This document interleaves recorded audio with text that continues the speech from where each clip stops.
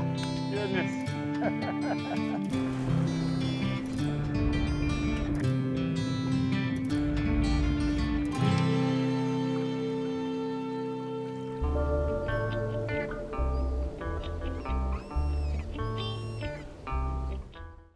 This week we're fishing the lakes of the St. Johns River system, and we're looking for largemouth bass.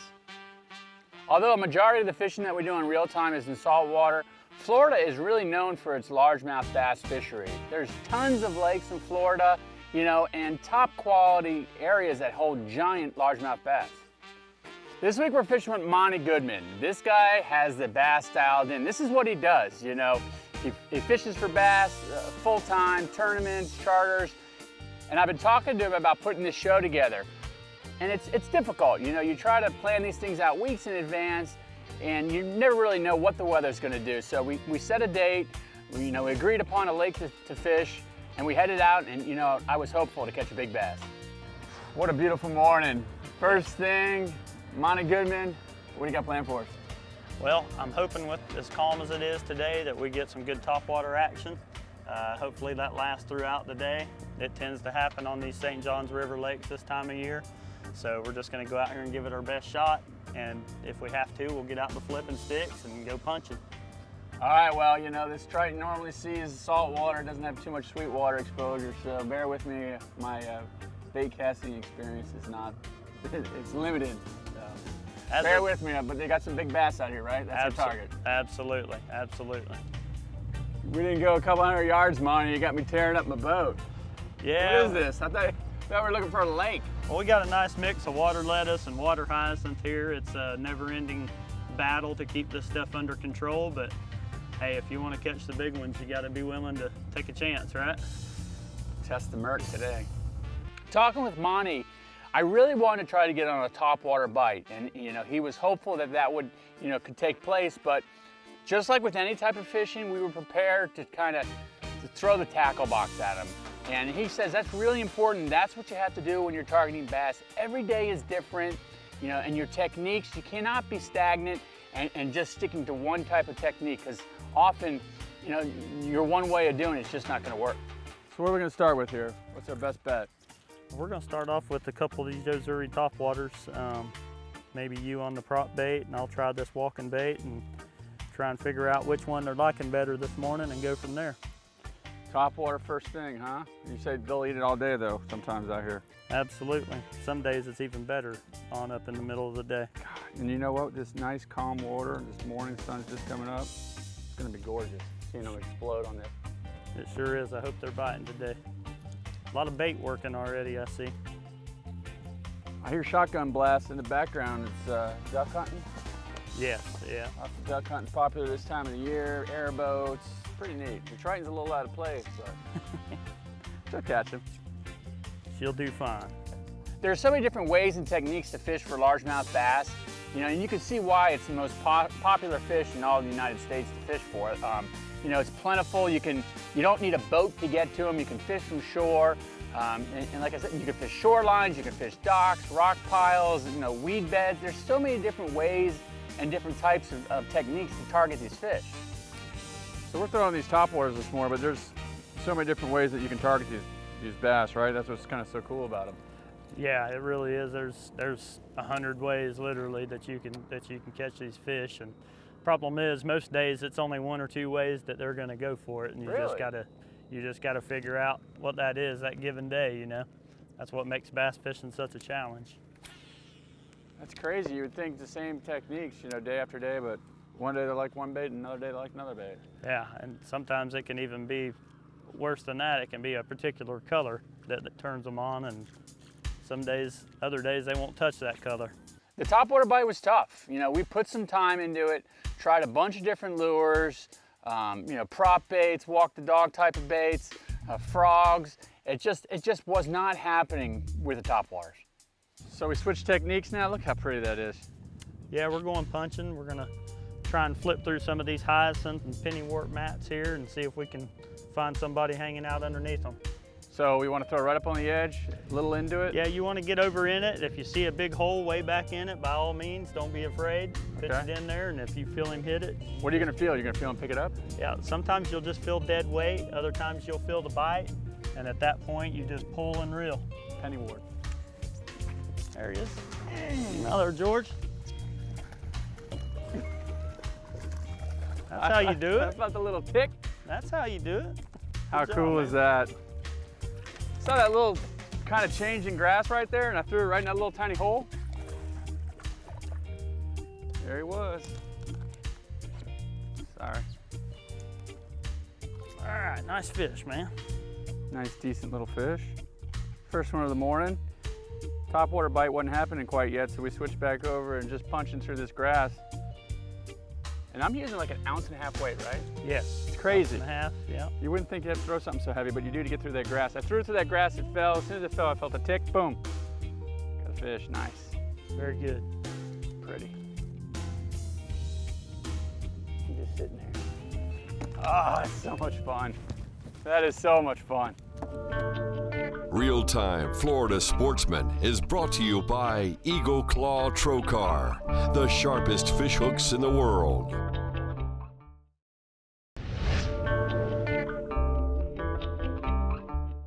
Trying to establish a pattern, we knew the top water wasn't working out in the open water, so with a high bright sun, these fish are probably tucked up underneath the grass. So that's the great thing with flipping, that you throw several feet up into that vegetation, you punch through it, and most of the time as that critter bait is falling down to the bottom is when you get your bite. Oh, there we go. I threw it, just a couple of feet away from the last bite.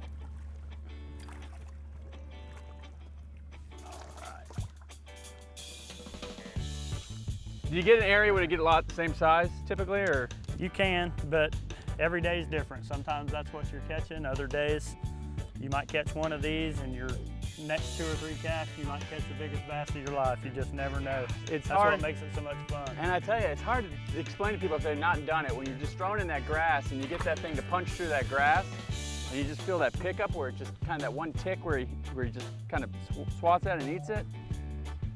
I could see how this could be so addicting. I'd be out here every week. Yes, it is very addictive.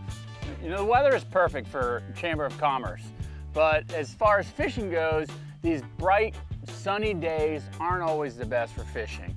We were a couple days ahead of a cold front, and probably honest, in hindsight, the fishing would have been better, if that front would have been on top of us. We had these bluebird skies, and with my experience, with little cloud cover, it can be difficult to get a bite.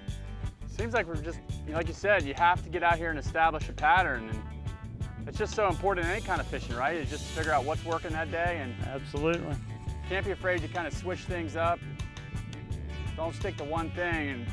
And no, the fish a lot of times don't care what we like. They're on their program. It's us that has to adjust to them.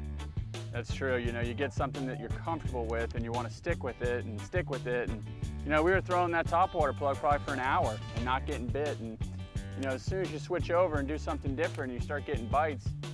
You wonder that hour's worth of water that I just covered, how many fish were behind me. That's right. There he is. You get him? Maybe. Pennywort, some tough stuff. There we go. He's coming out. Look at that. Now that's somewhere under this mess is a 1.5 pound bass. That's funny. That's why you got to use that heavy tackle, right? That's right. 65 pound spider wire, big stout flipping stick.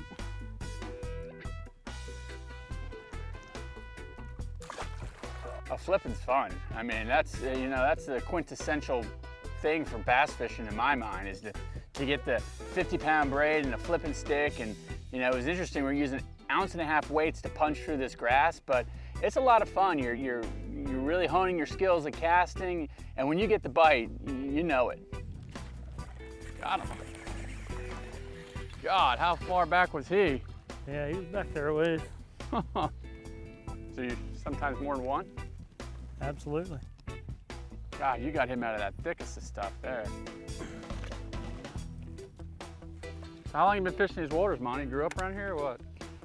Yeah, I grew up in Central Florida. Been guiding for about 12 years now, full time, and tournament fishing a whole lot longer than that. Primarily on the Kissimmee chain and Winter Haven area, St. Johns River, just all over the central part of the state. Pretty active in those tournaments. I mean, that's a big thing out here, isn't it? These weekend, you can find a tournament pretty much any of these lakes, right? Yeah, absolutely. There's a whole long list of them to fish every weekend here in Central Florida. Got him. Oh, that's a good one. Better one. Real nice one. How many pounds will that go? He's probably 3.5 anyways. That's a good one. Nice. Ate right there. Yeah, hit it as soon as I dropped it in. Was flying with it. It was really difficult to put a solid pattern together. We'd catch one flipping, half hour, 45 minutes would go by, then you'd catch one on a jerk bait, and Monty kept picking up the frog, the topwater frog, and throwing it in there. So he was so hopeful that he was gonna get that big bass on that bite. There he is. Flipping right up there along that edge. Little lull there, finally got another one going here. Not a bad one. Couple pounder. Fish it off. It's funny, man, we haven't had a bite in a while, just sticking with the same pattern. How dark he is. You're saying that he's tucked up underneath there. Been under there a while, yeah. These bright skies are never great for fishing, so we're having a little bit of a struggle, but we're finding them, slowly, surely. Well, I'm gonna say let's run up to the north end of the lake here. If the fish are getting into a spawning pattern, a lot of times the north end's the first place they do it. Real-Time Florida Sportsman is brought to you by Penn. Let the battle begin.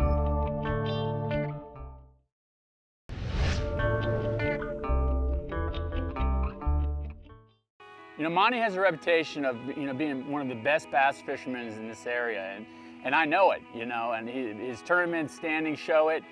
The guy can catch them, and in hindsight, we caught a ton of fish. It's just not the big ones that Monty was hoping for, and I could tell he was a little disappointed. So we planned on, let's get back out the next day. Let's try a different technique. Let's get some live shiners and, see what we could do with those. The weather's a little different this second morning. A little breezier, a little bit more cloud cover. We're hopeful for a little better bite. All right, day 2. Switched up another technique. We never really got the big bite we were looking for yesterday, so Monty said, let's switch it up. Fish with these bad boys. God, the last time I shiner fished, I was probably a kid. We used to catch them, ourselves in cast nets and fish for bass, but it's been years and years and years. And I know that, this is a proven technique. Yeah, a lot of the guides in the Central Florida and Lake Okeechobee, they use these shiners. It's very successful, and it's a great way to catch big bass. Yesterday, as you know, we had kind of a tough day on the artificials. I think the fish are in transition, moving out from their, staging areas into they're wanting to spawn and stuff. Sometimes that can make the bite a little bit tough. They got spawning more on their mind. So today I thought we'd give the shiners a chance, and the shiner sits in front of their face a little bit longer, and maybe some of those fish that were reluctant to bite yesterday will go on and feed on the live bait. So you get the same structure areas though, and just throw these guys out on some corks and just let them swim around? Yeah, we're just gonna let them do what they do, man. Just let those shiners get out there and see if they can entice some of these bigger fish to bite for us. Just another technique to use, when the hard baits or the plastics aren't working. That's just something to come out here and definitely help increase your odds of catching a big fish. Absolutely. We're going a little light. It's kind of like my inshore trout rod, just 15-pound spider wire and just a 4,000 size clash, 8 to 17-pound rod. Usually you go a little heavier, Monty? Yeah. And these are, as you can see, pretty big baits. These are 6 to 8 inch shiners, and hopefully we're gonna catch a giant or 2 on them today. Did it go under? It just went boop, and then dropped it. Oh, he's on. He's on. on. No. Yeah, he is. Yep. There he is. That's fun. See that bobber go under. Right where I got that last one. Yeah. Big old shiner sticking out his throat. You're getting Look at closer. he just choked on that thing. Yeah. Look Where at he's this. hooked. So he grabbed it and he was just sitting there with it. Yeah. Yeah, he just pulled it under and was just laying right under the mat with it there. But as you can see, he ate it nice and deep. They got such big mouths. Little trick to get these hooks that are deep like this, instead of going through the mouth where you can't see through your wrist, come up through the fish's big gill opening right there. And you can just roll it right out. Just like that. And away she goes. Nice, thanks. Mm-hmm. How long you want to give each spot? Generally, if there's some fish around, it shouldn't take too long. I don't usually sit in a place longer than 10 or 15 minutes. And then I just like to keep bumping down and hitting all the little points and the cuts. And sooner or later, you're gonna find them. You get in that area, it's hard for them to resist these shiners, isn't it? Yeah, most days it is. You get it in front of them and sooner or later, they gotta have some of it. Oh, we just ate him. He's on there. Stick him or? I think he's there. Ooh, just got a hard. Yeah, he's on there. Get your line tight. Got him?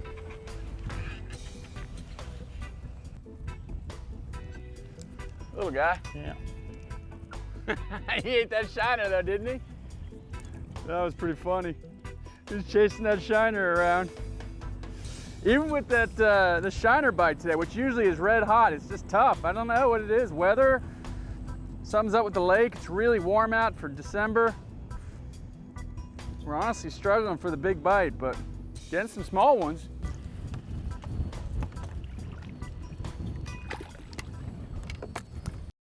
Real-Time Florida Sportsman is brought to you by Ray Marine. Don't just go fishing, go hunting underwater.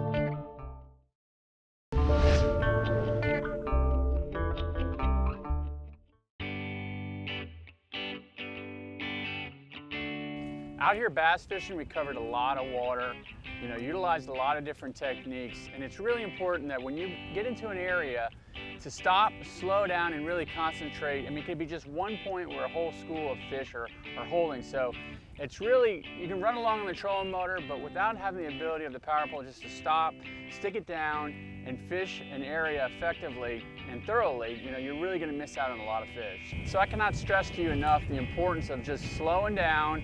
Once you find the fish, concentrate on one area and really, thoroughly fish that one area. So it was a tough day. We tried every area of the lake. We just could not get a pattern going. And you know what? That's the way fishing is some days. We bounced around quite a bit and it was starting to get really windy. Definitely windy out here, Monty. Yes, it is. Sometimes the weatherman gets it right. They said it was gonna blow. We pretty much ran out of spots on the lake and we tried one windward side. It was the last spot we were gonna try. All the grass was getting pushed up against one bank, and wouldn't you know, we catch the big fish of the trip. Wait till you feel him and then pull. Here you go. There he is. Big? That feels pretty good. Got that spinner rod out there. Yeah, that's a good fish, George. We've been all over this lake looking for the bite. It's just been a grind. Finally got a decent one, I think. Nice fish. Nice fish. It's kind of more like what we were looking for, right? Yeah, there we go. How big is that one, you think? I'd say it's probably close to 5. It's amazing. We've been from one end of this lake to the other looking for the bite and got into one corner we haven't fished yet. The wind's really on it, but that may be the key, right? It could be, yeah. It You could just be never pushing, know. Could be pushing some bait up under these mats. That's a little better one right there. Absolutely. Nice fish. Thanks so much, man. Yes, sir. Look at that mouth. That's just amazing for a fish of its size to have a mouth. You can eat a 8-inch shiner, no problem at all. Ah, man, Monty, I tell you, we've just used about every technique you can use to go after these guys. We struggled a bit yesterday. You told me there was big ones in here. You wanted to come back out here and throw the shiners at them. I'm sure glad we did. That's a lot better fish right there. I know there's bigger ones in here, but with these conditions, I'm happy to get this one. It's been a grind, man. Be proud of that one. Yeah, we got it done though. Let's let this one get back in the water.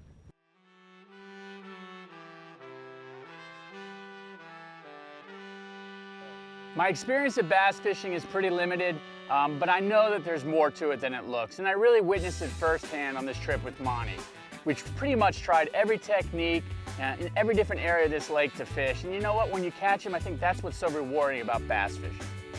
Keep slack up. Wait till you feel him. Wait till you feel him. That's what I get for using 15-pound line, right? Yeah. Why'd I stick him so hard? I don't know.